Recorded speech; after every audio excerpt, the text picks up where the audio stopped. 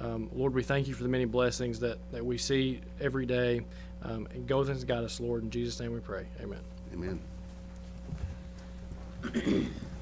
Pledge allegiance to the Flag of the United States of America and to the republic for which it stands, one nation, under God, indivisible, with liberty and justice for all.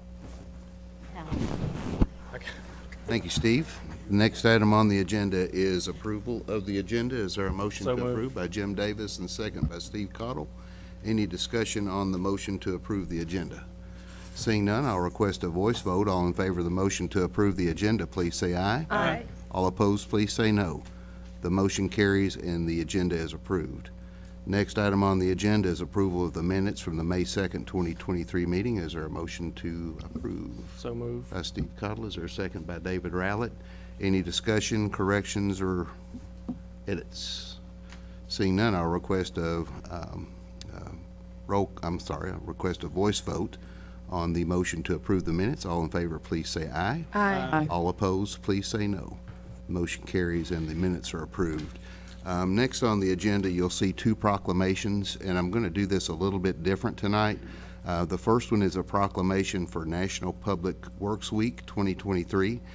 We recognize the good work that's done by Public Works departments and Public Works personnel each year, and also the proclamation, this is also Building Safety Month, and for our codes and planning staff, we have a proclamation as well.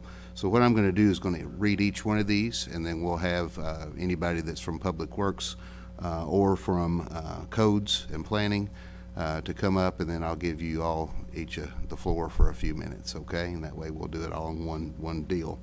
So I'm going to begin with National Public Works Week, which runs from May 21st to May the 23rd. I'm sorry, May the 27th. And the theme this year is Connecting the World Through Public Works. Whereas Public Works professionals focus on infrastructure, facilities, and services that are of vital importance to sustainable and reliable communities and to the public health, high quality of life, and well-being of people of Berea, Kentucky, and whereas these infrastructure, facilities, and services would not be provided without the dedicated efforts of Public Works professionals who are engineers, managers, and employees at all levels of government and the private sector who are responsible for rebuilding, improving, and protecting our nation's transportation, water supply, water treatment, and solid waste systems, public buildings, and other structures and facilities essential for our citizens, and whereas it is in the public interest for citizens, civic leaders, and children in Berea, Kentucky to gain knowledge of and to maintain an ongoing interest and understanding of the importance of public works and public works programs in their respective communities,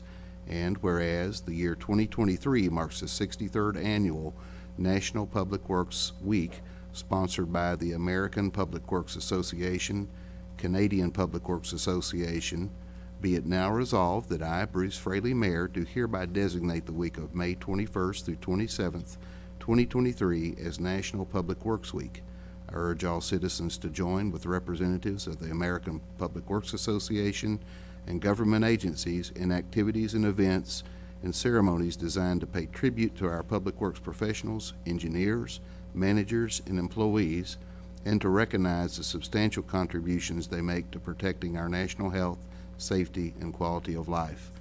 And this is signed by me the 16th day of May 2023.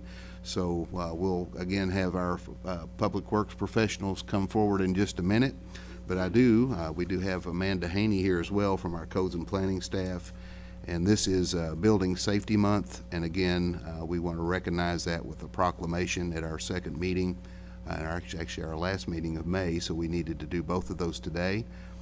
Building Safety Month, May 2023, whereas the City of Berea is committed to recognizing that our growth and strength depends on the safety and essential role our homes, buildings, and infrastructure play, both in everyday life and when disasters strike, and whereas our confidence in the resilience of these buildings that make up our community is achieved through the devotion of diligent guardians, building safety and fire prevention officials, architects, engineers, builders, tradespeople, design professionals, laborers, plumbers, and others in construction industry who work year-round to ensure the safe construction of buildings, and whereas these guardians are dedicated members of the International Code Council, a nonprofit that brings together local, state, territorial, tribal, and federal officials who are experts in the built environment to create and implement the highest quality codes to protect us in the buildings where we live, learn, work, and play, and whereas these modern building codes include safeguards to protect the public from hazards such as hurricanes, snowstorms, tornadoes, wildland fires, floods, and earthquakes, and whereas Building Safety Month is sponsored by the International Code Council to remind the public about the critical role of our community's largely unknown protectors of public safety, our local codes officials, who assure us safe, sustainable, and affordable buildings that are essential to our prosperity. And whereas it starts with you, the theme for Building Safety Month 2023 encourages us to raise awareness about building safety on a personal, local, and global scale, and whereas each year in observance of Building Safety Month, people all over the world are asked to consider their commitment to improve building safety, resilience, and economic investment at home and in the community, and to acknowledge the essential service provided to all of us by local and state building departments, fire prevention bureaus, and federal agencies in protecting lives and properties. Now, therefore, I, Bruce Fraley, Mayor of the City of Berea, do hereby proclaim the month of May 2023 as Building Safety Month. And this is again signed 16th day of May 2023. So at this point, what I would like to do is to thank our building safety officials, which we also have Tim Gray. I want to acknowledge Tim, that's our EMA director for the county, that's in the audience tonight, and I hope I'm not missing anyone. But for all of our building safety professionals and also our public works professionals that are here, I would ask the public works folks to come up first, and then Amanda, you and the building safety folks come next. And I do want to offer you a thank you for all that you do. Roy, if you want to come up first. Rose, you want to do the honors? Yes, sir.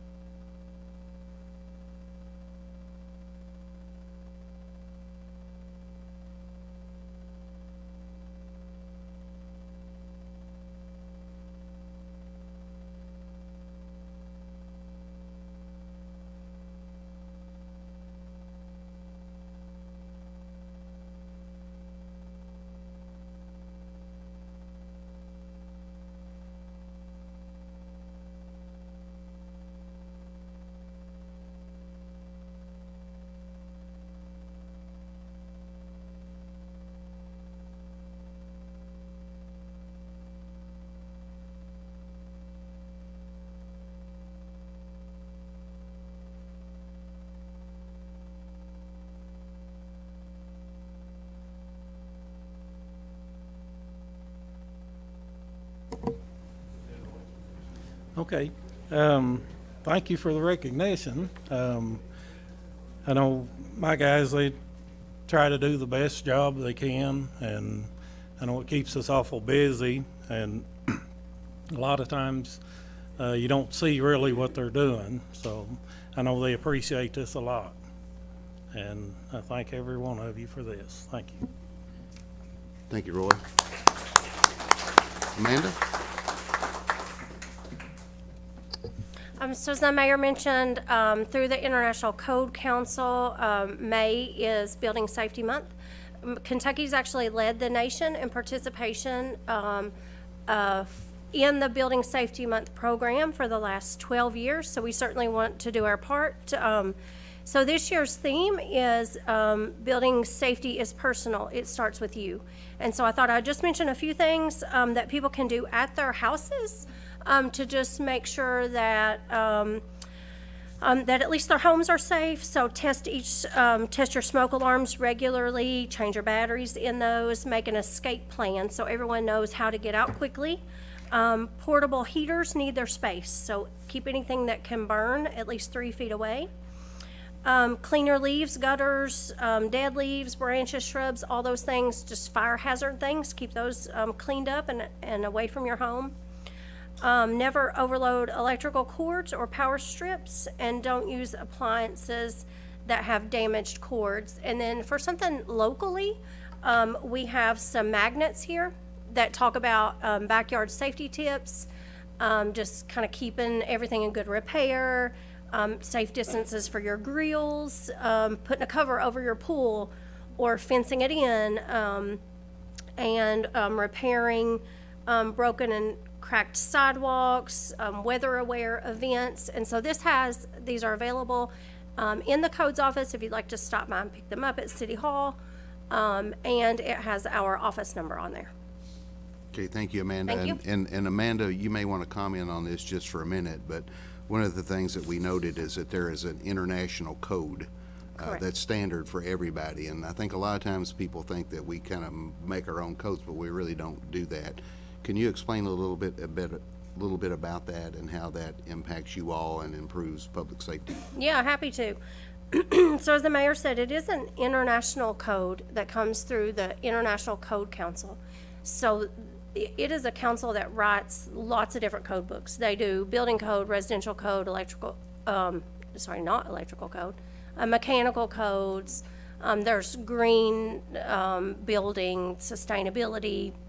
So this whole line of building codes that they write, that they reference standards such as the National Electrical Code and other NFPA sprinkler, fire alarm, other NFPA standards. And so I don't know what the number of states in the United States is, but Kentucky has adopted that. Most of the states in the United States have adopted that international code.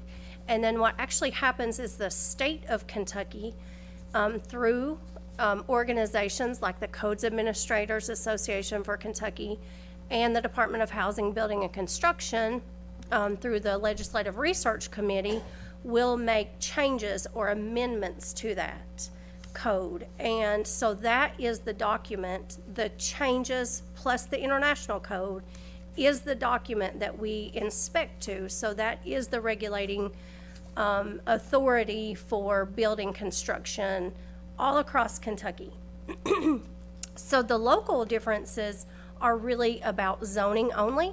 So those are just specific to Berea, stormwater infrastructure, more site work, if we require sidewalks or how many parking spaces, signage.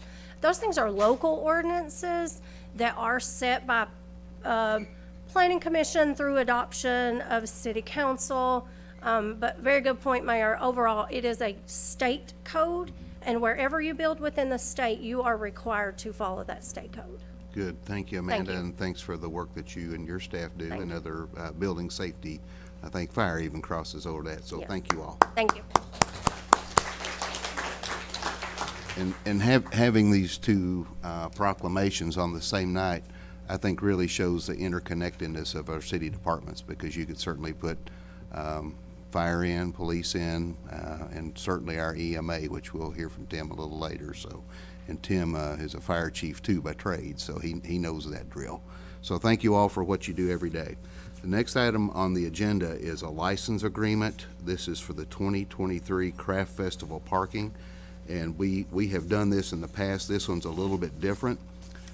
What this license agreement is, and this was sent out to everybody Monday, and this would be an agreement with Rick Terrell, who is at 1950 Big Hill Road, and we would rent a part of the field, about 2.5 acres, at 2006 Big Hill Road on Highway 21 across from Indian Fort Theater. The term of the license would be for 3 years this time. Normally we do this for 1 year at a time, but this would be for 24, 25, and 26 for 3 days during the craft festival that's sponsored by the city of Berea. The license fee is $1,500 per year for the 3-day license use. And this year it would be, I don't have the dates in July. I think it's the second weekend in July. And under our ethics code, in our Code of Ordinances, Chapter 27.011 talks about conflict of interest in contracts. And I'll read subsection A. Pursuant to KRS 61.252, no officer or employee of the city or any city agency shall directly or through others undertake, execute, hold, or enjoy in part or in whole or in part any contract made, entered into, awarded, or granted by the city or a city agency, except as follows. And then there are 4 exceptions to this. The 4th exception, it says the prohibition in subsection A, which I just read, of this section shall not apply in any case where the following requirements are satisfied. And there are 3 of those. 1, the specific nature of the contract and transaction and the nature of the officer's or employee's interest in the contract are publicly disclosed at a meeting of the governing body of the city or city agency. And that's why we're reading this tonight. Just to be clear, Rick Terrell is the son of Councilmember Ron Terrell. Rick owns the property, but Ron does have a life estate in that property.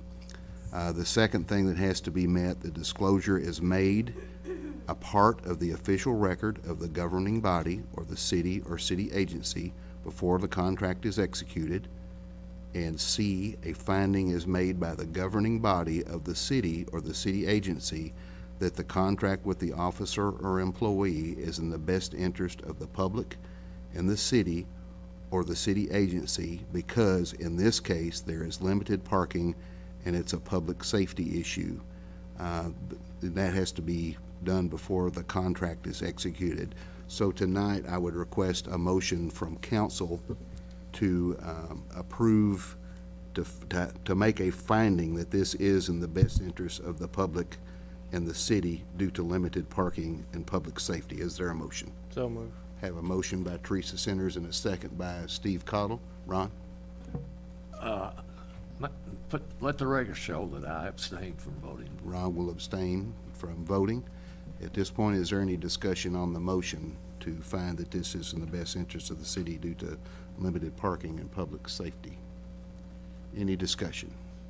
All right, at this point, I would request a voice vote on the motion to make a finding that approving this license agreement is in the best interest of the city and the citizens due to limited parking and public safety. All in favor of the motion, please say aye. Aye. All opposed, please say no. I record the vote as 7-0 with 1 abstention. Yes, go right ahead. Okay. Sounds good.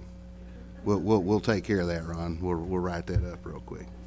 Thank you, and thanks to Rick for letting us do that. I know in the past I've seen, especially rainy, it requires a lot to fix the fields back where people park, and we appreciate that, Ron, and appreciate Rick. All right, the next item on the agenda is resolution number 08-2023, Hazard Mitigation Plan. I'll recognize City Attorney Jerry Gilbert. Whereas the Disaster Mitigation Act of 2000 reinforces the importance of pre-disaster infrastructure mitigation planning to reduce disaster losses nationwide.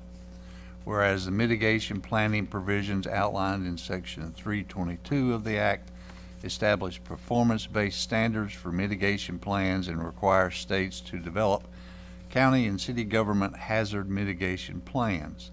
And whereas a collaborative effort between the Kentucky Division of Emergency Management and Bluegrass Area Development District has resulted in the development of the Madison County, City of Richmond, City of Berea, hazard mitigation plan measures and goals and objective, thus fulfilling the stipulations of the Disaster Mitigation Act. Now therefore be it resolved that the Berea City Council hereby approves the attached Madison County, City of Richmond, City of Berea hazard mitigation plan measures and goals and objectives as the official hazard mitigation plan measures and goals and objectives of the city of Berea, pending FEMA approval, and authorizes the mayor of the city to execute any and all documents necessary. Thank you, Jerry. At this point, I would request a motion to approve and adopt resolution number 08-2023. So moved. By Mr. Cottle, second by Cora Jane Wilson. And I do want to again recognize Tim Gray, our Emergency Management Director for Madison County. Tim, did you want to address the council? Without objection, I'll recognize our EMA Director, Tim Gray. Tim, you have the floor, sir. Thank you all for having me tonight. This had went on before I actually became in this position. I was one of them on the council. I think maybe Sean was. Chief Hayes may have been. It's for all emergency services throughout the city of Richmond, city of Berea, and Madison County that's worked on this. And it's for what happens if, our worst day, that way we already have a plan in place.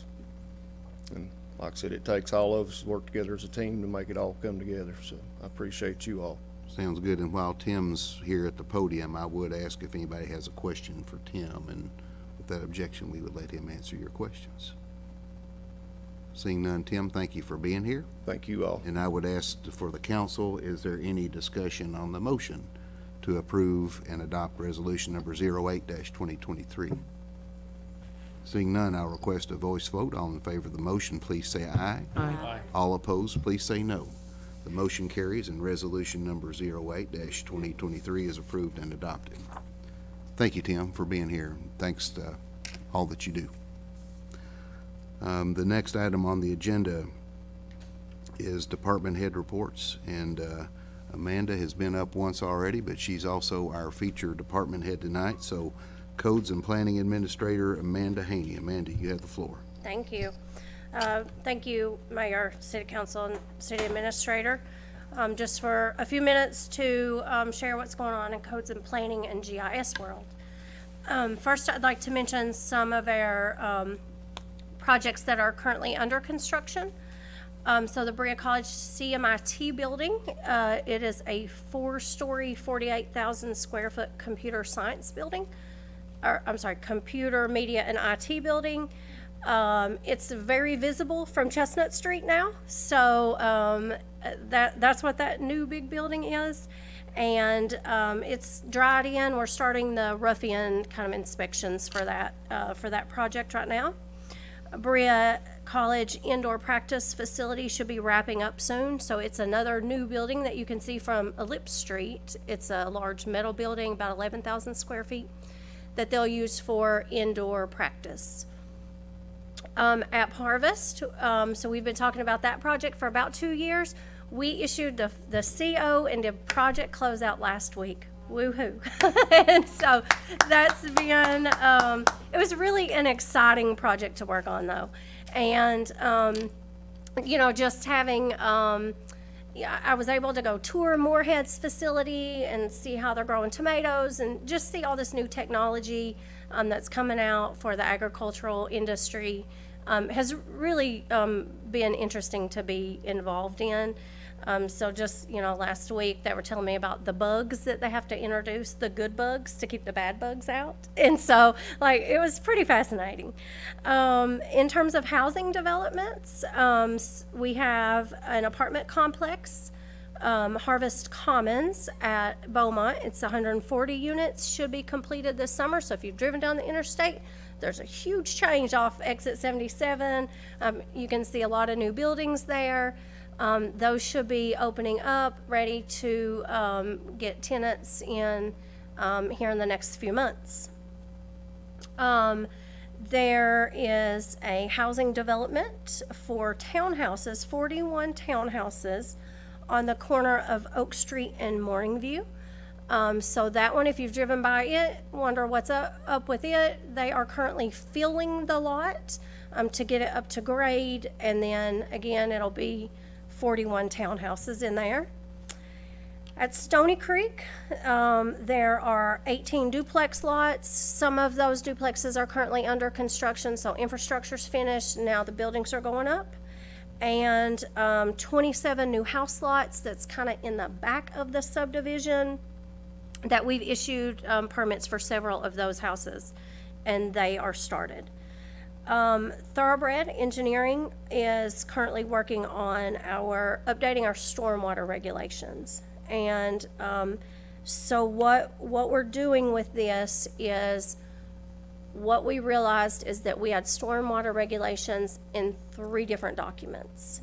And so we're having Thoroughbred to consolidate that into one stormwater design manual that is going to be easy to read, easy to understand, easy to implement, and so that our developers and engineers aren't having to search so many documents to find out what our regulations are.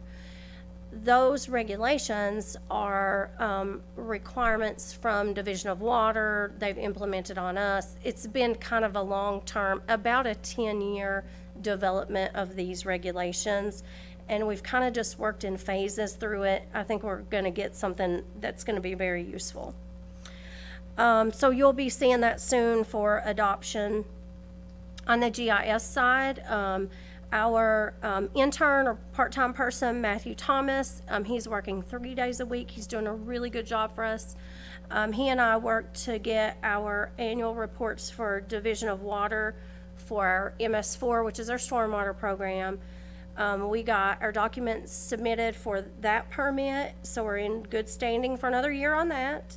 And then we submitted all the requirements we needed for FEMA's community rating system. What that program does is it allows our citizens who have properties in the floodplain to have a decreased insurance rate based on kind of the stormwater work that we're doing around the community. And so we document that, we submit what we're doing to FEMA, and they adjust the insurance rates based on our work toward stormwater. Most importantly, we are on our last leg of our OpenGov software. I'm not going to call it implementation. I'm going to call it build out. We're at final build out right now. So in the next few weeks, we will be doing in-house training with our utilities, our public works, business licensing, our development review team, to make sure that we are streamlining all of our processes, that we are capturing, how can we best work this software to make it easier for citizens and developers to use.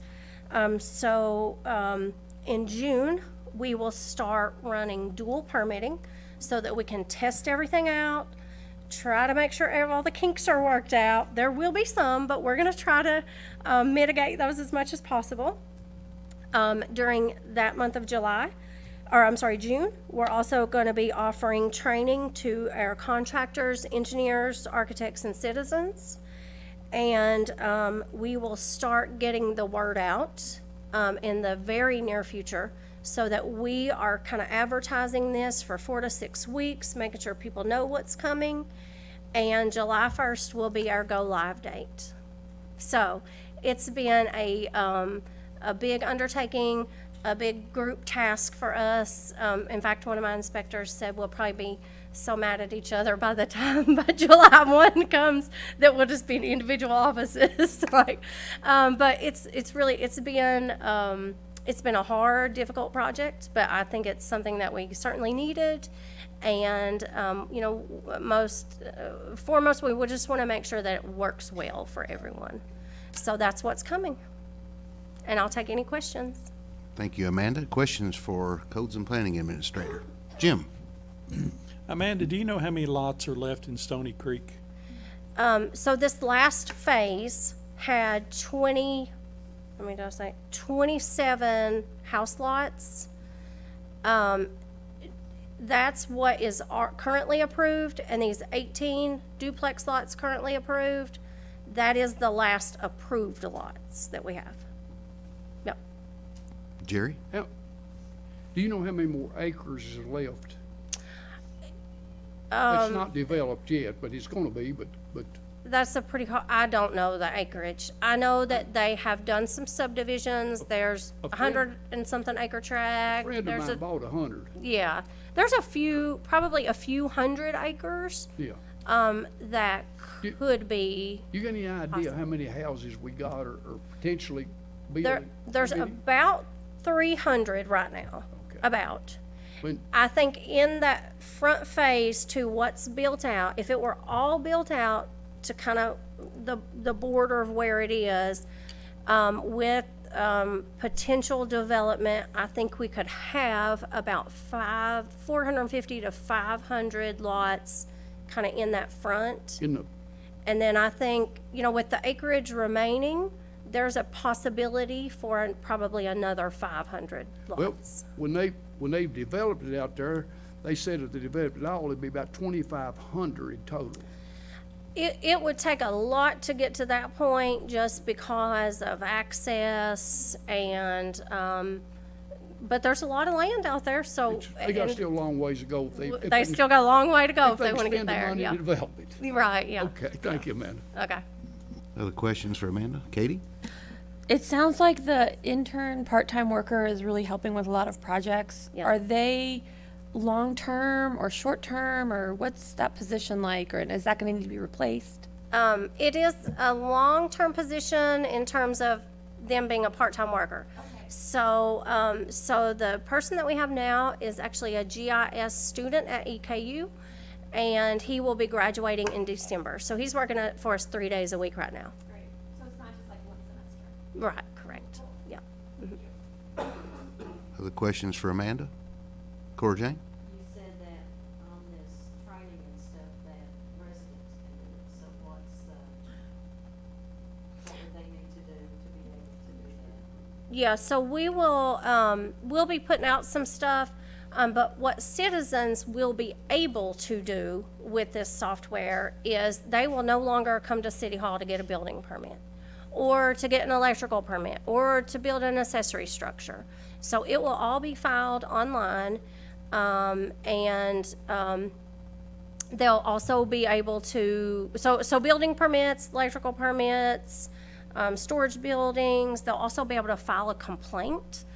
So grass and trash and property maintenance, nuisance kind of issues, they'll be able to file online through this portal. They'll be able to track the status of any permits, know what inspections are needed, be able to request those inspections on that, right through that permitting software.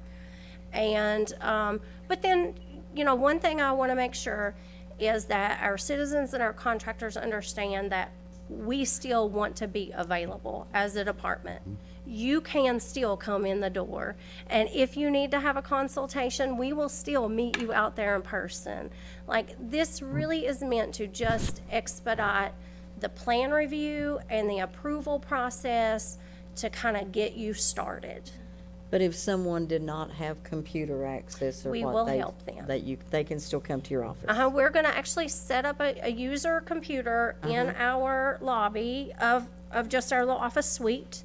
And, if we need to, so anybody that doesn't have computer access can certainly come up there, and if we need to help citizens do that, we will help them navigate through that. Thank you. Thank you. Business-friendly and citizen-centered, right? That's what it That's what we're is. doing. And I'm telling you, the OpenGov, I've really been happy with them. They have done everything they said they were gonna do.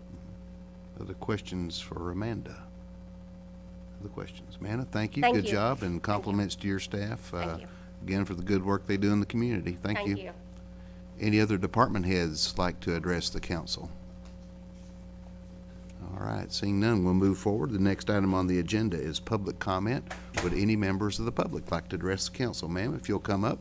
And as you come up, I'll read the ground rules on this. Public is given the opportunity to speak to the city council during the comment portion of the meeting. Any public comments exceeding 3 minutes should be scheduled as a presentation to the mayor's office. When recognized by the mayor, please go to the podium, state your name and residence address for the record. Comments should be business-oriented. We ask for no inappropriate language or naming of any person individually during your comments. Ma'am, you have the floor if you provide your name and residence address, please. Jackie Bowling, resident of the city of Berea. I just came from a meeting which I was really encouraged to see this group of people. It was very informative and very heartwarming to see that their efforts in safeguarding and using the monies that we have with Berea to the best advantage. But I'm here today to make you aware of some violations that are occurring in boards and commissions. One is the Tourist and Convention Commission, one from restaurants, 2 open seatings, 1 local business, and Chamber Commission. And they have been operating for some time with only 6 members. The other things that I found that are 2 people are serving on 2 different commissions and boards, which is not allowed. Thirdly, the Utilities Board, those people's terms have been expired some 2 and 3 years, and they have not been reappointed or reassigned or replaced. Also, in that their last entry for the minutes of their meeting was March 26, 2019. Now, I think a board that is as important as the Utilities Board should have people that are, even if they're reappointed, they should be at least meeting and making minutes for their meetings. And that's all I have. Thank you for your comments. Would any other citizens like to address the council? Ma'am, if you'll come forward and remind you of the 3 minutes, and if you would state your name and residence address for the record, please. You have the floor. Very much. Appreciate it. My name is Lisa Vaughn. Is that a little bit better? Okay, thank you. My name is Lisa Vaughn. I'm a property owner on Grant Street, and I just wanted to come today to share a few concerns that may find their way to the City Council. This is concerning the potential use and paving of the alleyway in Old Town that connects Grant Street and Broadway. First, I want to take a quick moment and just really thank Mayor Fraley, Rose, and Codes.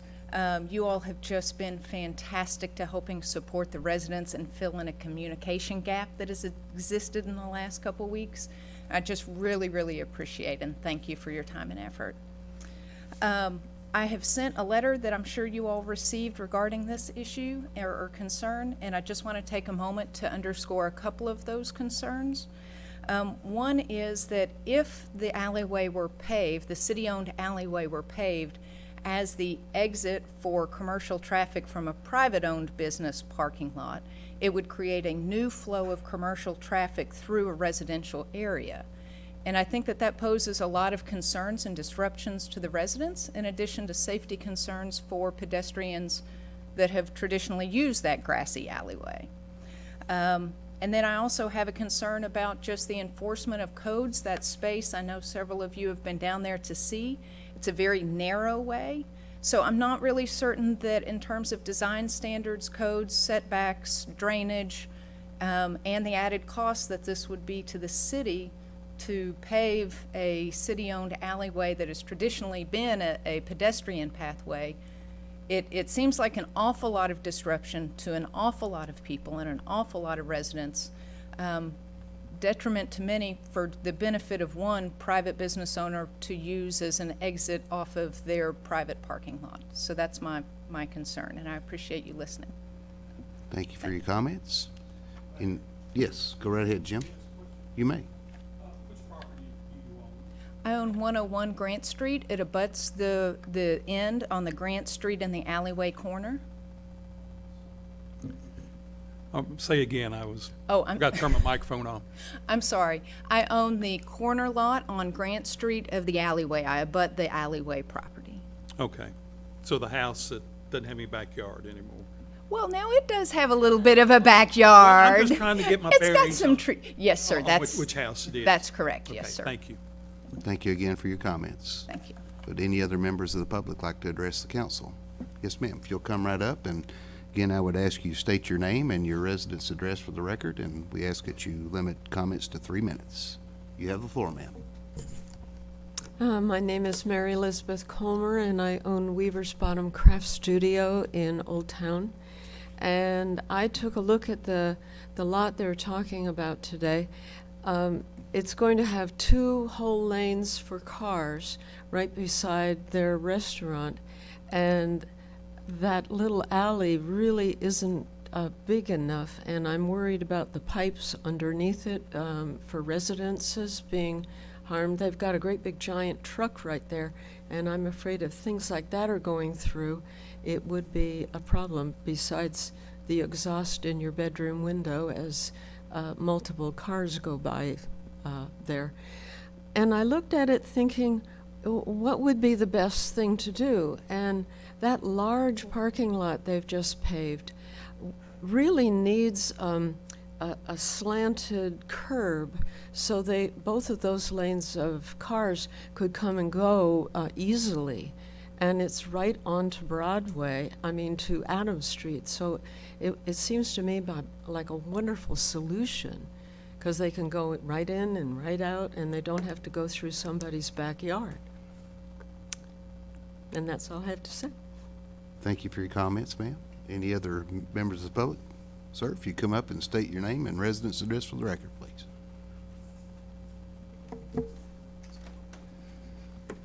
Thank you. I'm Stacy Edwards. I own 130 and 132 on Broadway.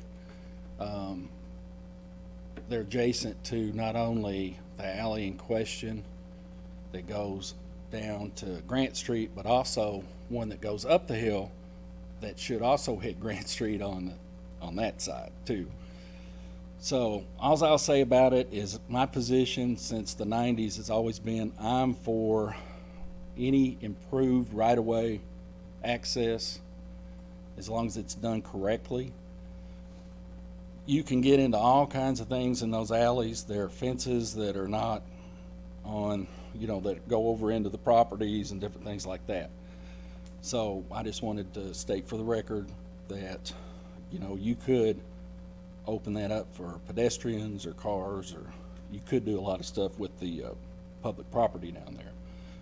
But my stance is that, as long as it's done correctly and it's an improved right-of-way, then I wouldn't be opposed to it at all. Thank you, sir. Any other members of the public like to address the council? If you'll come up and state your name and residence address for the record, please.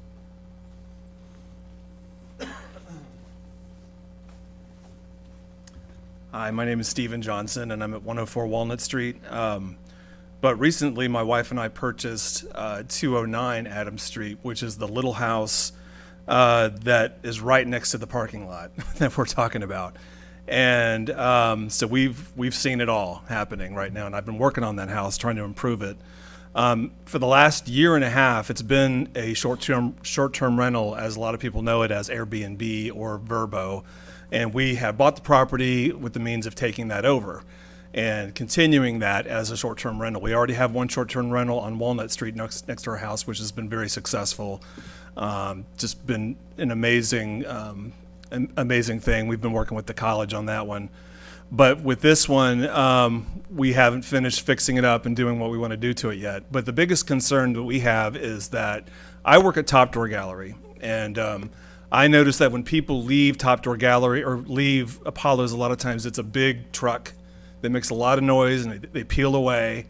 And it's quite a nuisance. It's not all the time, but it happens a lot, because you can hear it from the windows, And so my concern is that if somebody is leaving that parking lot, they're going to be, going around, the one property onto Grant Street, Heather's property, going around that onto Grant Street and peeling around that way, making a lot of noise. Now, we're going to have multiple guests. And the last thing we want, I know Apollo's is going to be open late at night, and I'm not opposed to Apollo's. I love Apollo's. I think it's a great place. But they are open late at night, and you're going to have a lot of, trucks leaving or cars leaving late at night. It's going to create a lot of noise. And we really just don't need, the extra noise pollution, in that area. when we have guests there. It's going to be enough with the parking lot that we're dealing with. I'm really hoping they're going to put up a fence. They may or may not. I think there is a rule that they're supposed to landscape it and they're supposed to put up a fence. And I'm hoping they're going to honor that. So this is what we're going to be dealing with if they're allowed to go out the parking lot, onto the alleyway, and down Grant Street. Is a lot of extra noise to guests that we have. And so I'm just going to ask everyone here to please, if you're approached, please vote against it. Thank you very much. Thank you. Appreciate your comments. Any other citizens like to address the council? Yes, ma'am. If you'll come right on up. State your name and residence address for the record, please.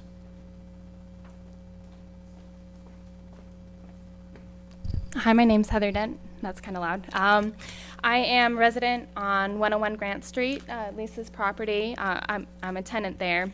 I lived there for the last 6 years with my husband Keith and my son Samuel, who's 12 years old. And we've enjoyed living there on a small street that's quiet with no commercial through traffic. And this proposal to build a street there would disrupt that privacy, and it would make me feel, it would cause some difficulties with me parking my car on the street, and would cause me to feel a little less safe in that neighborhood, because it is, like Lisa said and others, it's a very narrow street. And I've been fortunate to have good neighbors that communicate really well when big events are happening and traffic's coming and going, but I'm a little concerned that communication wouldn't be as good with just patrons or customers coming and going, and we can't know when they are. So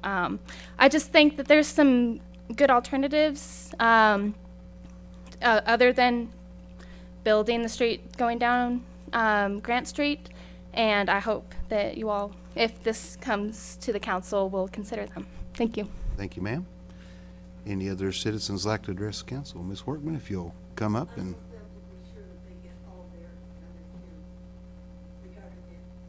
Thank you, ma'am. Any other citizens like to address the council?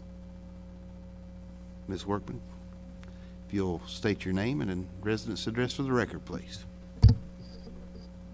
Yeah, I'm a regular. Eleanor Workman.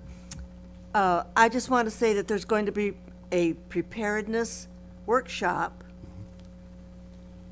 at First Christian Church on Saturday morning. But, Mr. Mayor, do you know what time that starts? Because I forgot.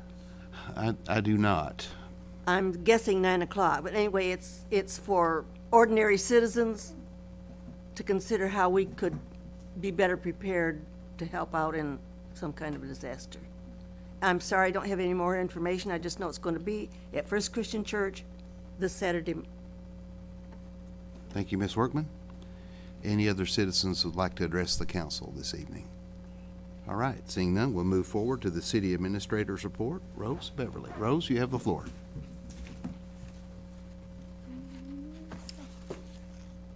Thank you. Thank you, Mr. Mayor and council members. I was just looking to see if I could answer your question. It says May 20th, 8:45 a.m. to 12 p.m. for that. You're welcome. Yeah. So, actually just grabbed the wrong paper. Tonight I have a short report. I just want to give you, as the council, an in-person, one more time budget update. As you know, that's kind of what's been consuming our time the most right now. So many meetings, getting together, just being very thorough with our budget process. We just presented the budget to the mayor this week, and we had our department head meeting where we get together and we go over the budget as a group to make sure that we all are working together, and if we don't try to, double plan something, or, it's actually very productive to get together. We go over it line by line. So at this point, I've been over the budget line by line, I think 4 times. So I'm very familiar with it, hopefully. But I wanted to let you know now, the budget it's coming along very well. It's on time, and you guys should expect your budget to be distributed to you on May 26th. So that's when we'll be sending out your copy. And June 1st at 5:45, we'll have the budget presentation to council members in the basement conference room. So that'll be when we go over it together as a group. On June 6th will be the first budget reading, and June 20th will be the second budget reading. So again, that's our schedule. If you have any questions, please let me know. And I also just want to put another public service announcement. We need lifeguards. So if you know it, we still need them. So if you know anybody who's interested, please come and see us. We still need some, and it's really important so that we can run the pool the way that we need to this summer. So help us out if you know of anyone. And I would take questions if you have any. Questions for Rose? Seeing none, Rose, thank you. Thank Good you very report. much. And for the mayor's comments, I'll just mention one thing, and I know we have a lot of folks that were here out of concern about potential of an alleyway being paved. I will note that there has been no specific proposal brought to the city. The city attorney has has advised us that improvements to any alleyway would rest with the city. In this case, the city council, where money would have to be spent on that in time. But I do appreciate the fact that you were here to express your concerns, but there is nothing pending before the council at this time. So just to make sure that we made that clear. And that concludes my comments for the evening, and we'll go to council comments and begin with Mr. Davis. Thank you, Mayor. No comment. Thank you. Next, we'll move to Jerry Little. Jerry Little, you have the floor, Jerry. I was trying to trick you there, Jerry. You tricked me, Bruce. I want to talk to people about the alley down there on Adams or in Grant.